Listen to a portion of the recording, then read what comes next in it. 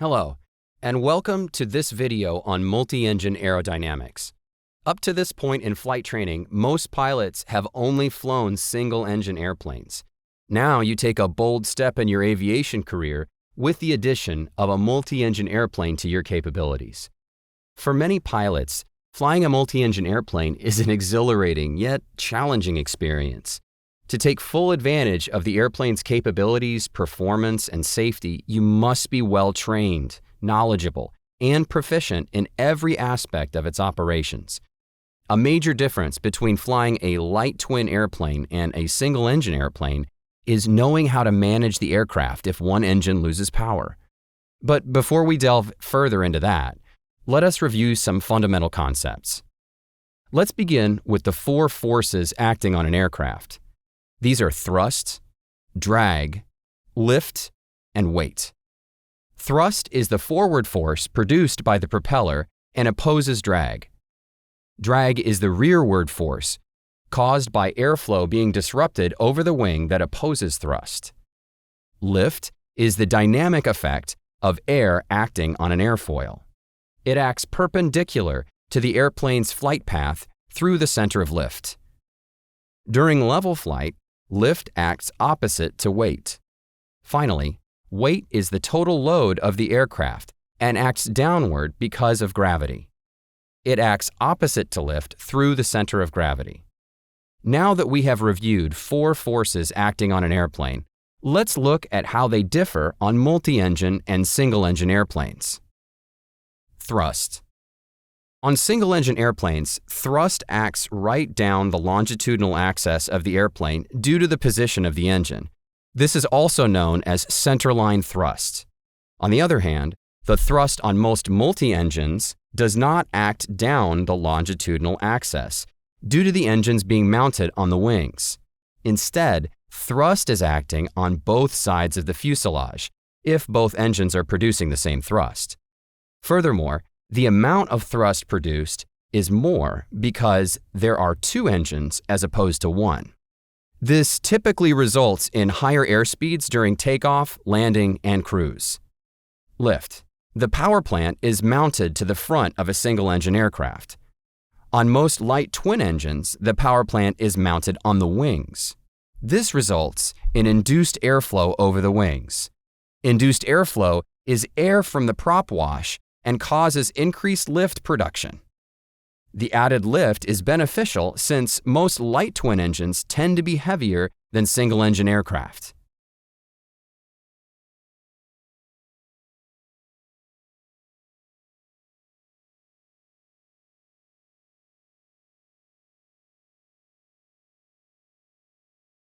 Weight.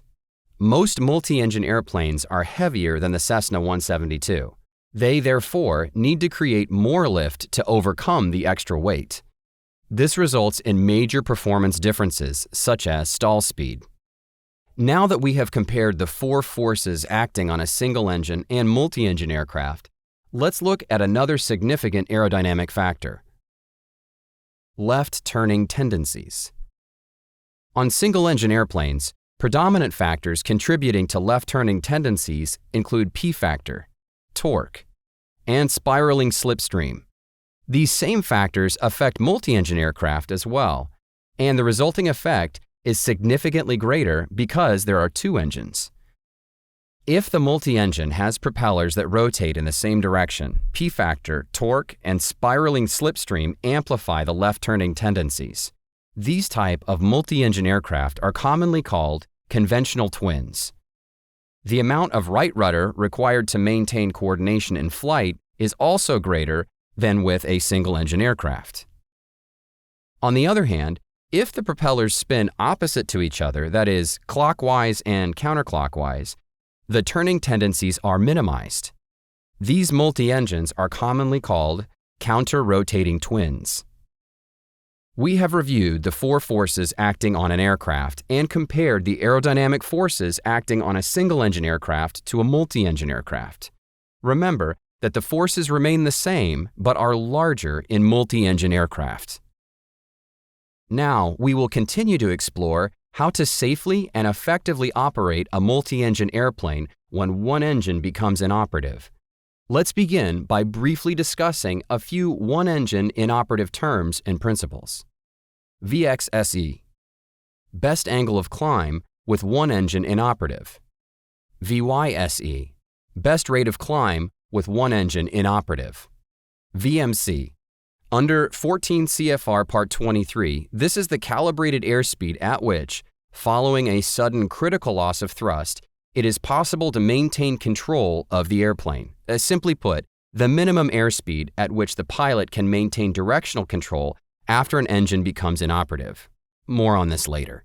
VSSE, the minimum safe speed to intentionally turn off the critical engine in flight. Accelerate stop distance, the total ground distance it takes for a multi-engine to accelerate to rotation speed, experience an engine failure, and come to a stop. Accelerate go distance is the horizontal distance required to continue the takeoff and climb to 50 feet above ground level, assuming an engine failure occurs at rotation as specified by the manufacturer. Absolute ceiling, the altitude where a climb is no longer possible with both engines operating at full power. Single engine absolute ceiling, the altitude where climb is no longer possible with one engine operating at full power and one engine's propeller feathered. Service ceiling, the highest altitude at which the airplane can maintain a steady rate of climb of 100 feet per minute with both engines operating at full power. Single engine service ceiling, the highest altitude at which the airplane can maintain a steady rate of climb of 50 feet per minute with one engine operating at full power and one engine's propeller feathered.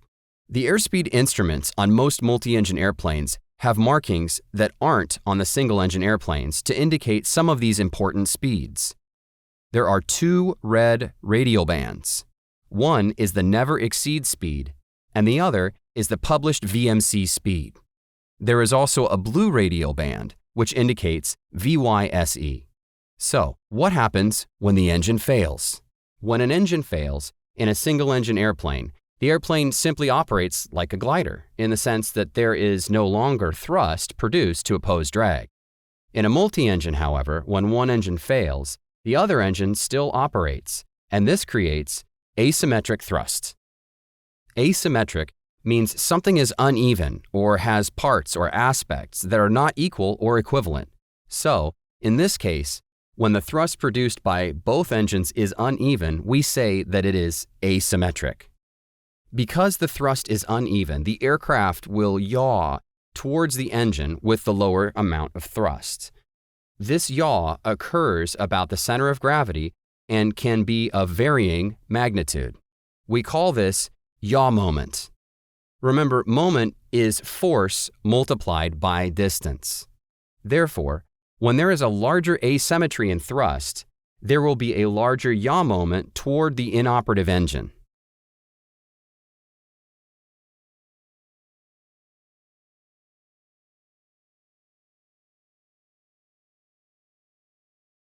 Simply put, the airplane yaws and rolls in the direction of the inoperative engine. The magnitude of yaw and roll is dependent on the amount of asymmetry in the thrust the aircraft has.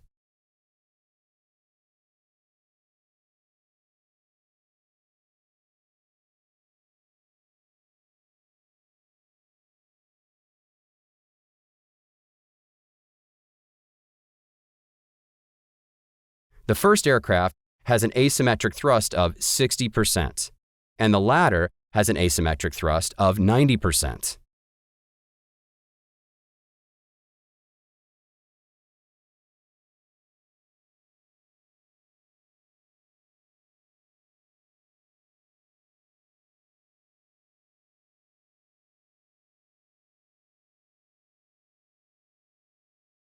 Critical engine.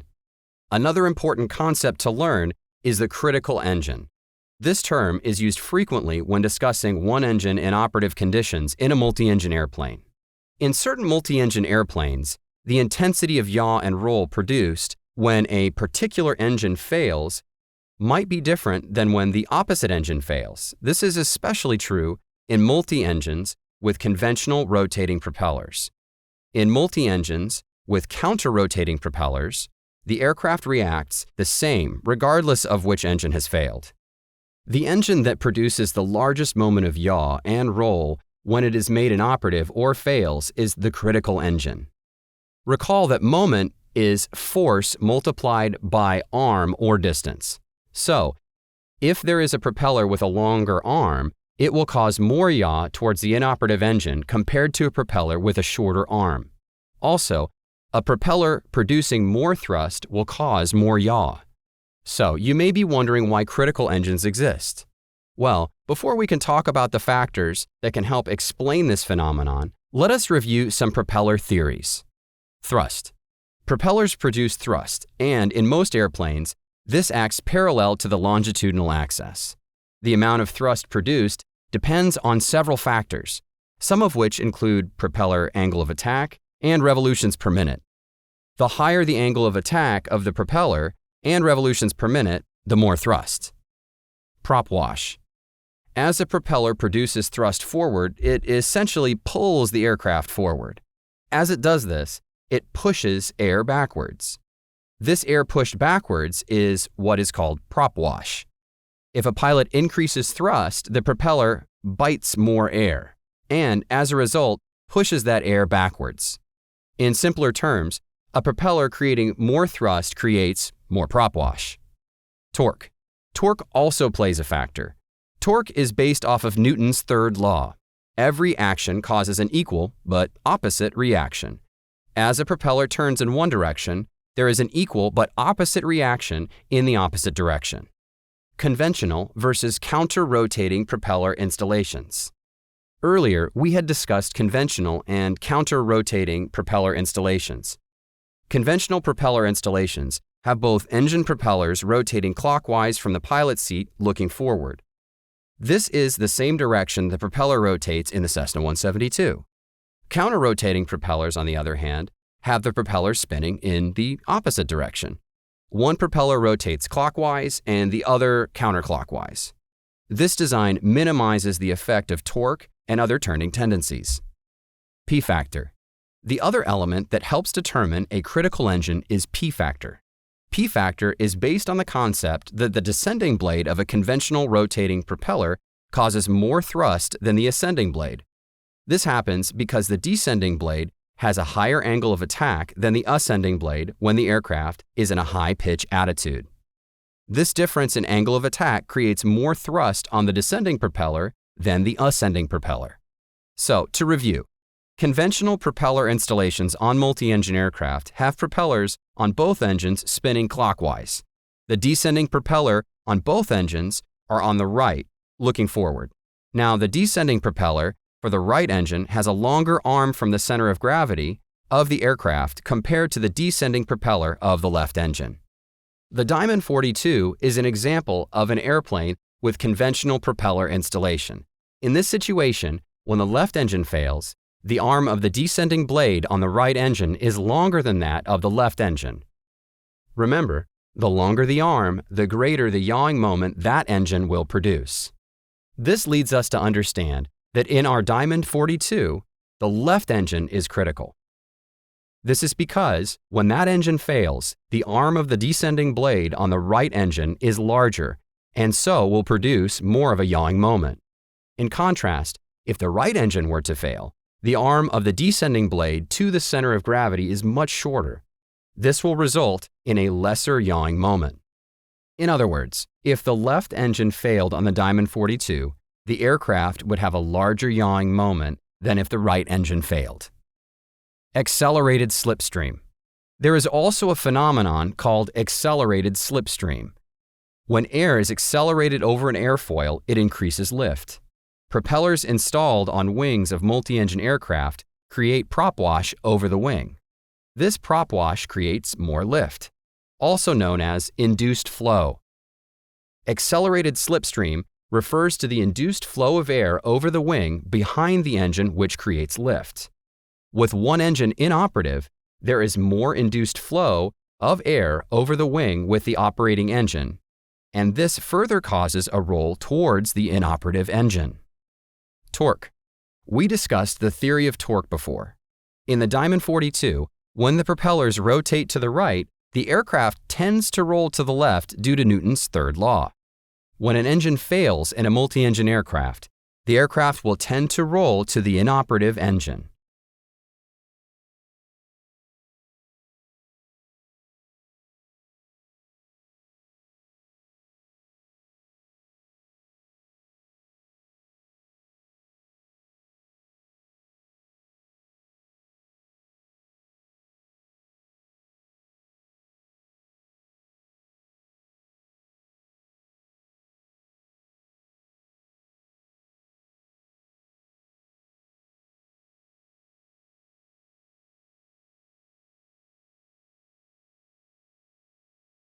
For counter-rotating propeller installations, there is no critical engine, since the effect of torque, P-factor, and accelerated slipstream are the same.